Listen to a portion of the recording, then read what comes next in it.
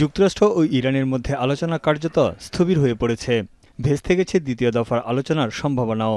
এমন অবস্থায় মধ্যপ্রাচ্যে শান্তি প্রতিষ্ঠায় প্রচেষ্টা অব্যাহত রয়েছে বলে জানিয়েছেন পাকিস্তানের প্রধানমন্ত্রী শেহবাজ শরীফ। এক্ষেত্রে পাকিস্তান কোনো ঘাটতি রাখবে না বলেও মন্তব্য করেন তিনি। তবে মার্কিন প্রেসিডেন্ট ডোনাল্ড ট্রাম্প জানিয়েছেন, ইরানের সঙ্গে আলোচনা ফোনালাপের মাধ্যমে হবে। মুখোমুখি বৈঠক তিনি পছন্দ করলেও প্রতিবার বিমানে 18 ঘণ্টা ভ্রমণ করে পাকিস্তানে যাওয়ার কোনো মানে হয় না বলেও মন্তব্য করেন Trump. We're not flying anymore with 18-hour flights every time we want to see a piece of paper. We're doing it telephonically, and it's very nice. I make a call, or I have my people make a call, and you know the answer. I always like face-to-face. I consider it better.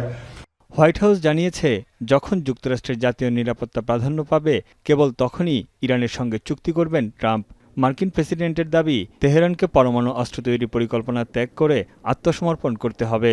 পারমাণবিক কর্মসূচি নিয়ে একটি চূড়ান্ত চুক্তি না হওয়া পর্যন্ত ইরানের উপর মার্কিন নৌ অবরোধ অব্যাহত রাখার হুঁশিয়ারিও দিয়েছেন তিনি। আর তেহরান বলছে, মার্কিন নৌ অবরোধ তুলে নেওয়া এবং হুমকি বন্ধ না করা পর্যন্ত কোনো আলোচনা নয়। নোভা এলইডি টিভি, ঝকঝকে ছবি, নিখুঁত শব্দ, 5 বছরের ওয়ারেন্টি। নোভা মানি, সঠিক মান, নিশ্চিত সেবা।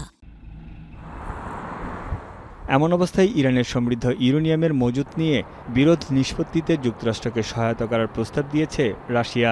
রুশ প্রেসিডেন্ট ভ্লাদিমির পুতিনের সঙ্গে দীর্ঘ 1.5 ঘণ্টার ফোনালাপের পর একথা জানান ট্রাম্প। ইরান যুদ্ধে এখন পর্যন্ত যুক্তরাষ্ট্রের $2,500 কোটি খরচ হয়েছে বলে জানিয়েছেন পেন্টাগনের এক ঊর্ধ্বতন কর্মকর্তা, যার বড় একটি অংশ ব্যয় হয়েছে যুদ্ধাস্ত্রের পেছনে। ইরান যুদ্ধ নিয়ে কংগ্রেসের শুনানিতে বিতর্কে জড়ান মার্কিন প্রতিরক্ষা সচিব পিট হেগসেথ।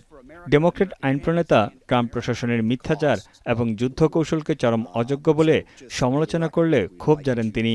এই সময় যুদ্ধের পক্ষে সাফাই গিয়ে ডেমোক্র্যাট আইন প্রণেতাদের অকর্মণ্য বলেও আক্রমণ করেন Hegseth. The effort, what they've undertaken, what they've succeeded, the success on the battlefield that could create strategic opportunities, the courage of a president to confront a nuclear Iran, and you call it a quagmire, handing propaganda to our enemies, shame on you for that statement. এদিকে ইরানের সর্বোচ্চ নেতা Mojtaba খামেনির সমর্থনে দেশজুড়ে সমাবেশ করেছে বাসিন্দারা। জাতীয় পতাকা ও প্লেকার্ড হাতে জানজা শহর, তেহরানের ইমাম হোসেন স্কয়ার ও আজাদি স্কয়ার সহ বিভিন্ন শহরে সমবেত হন হাজার হাজার ইরানি। এ সময় যুক্তরাষ্ট্র ও ইসরায়েলকে এই অঞ্চল ছেড়ে চলে যাওয়ার দাবি জানায় তারা।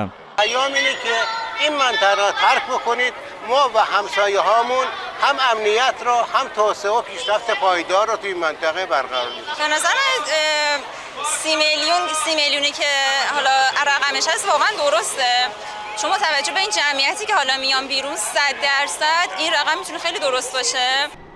বিক্ষোভ দমনে ইরান সরকারের ব্যাপক দমনপীড়নের নিন্দা জানিয়েছে জাতিসংঘের মানবাধিকার সংস্থা।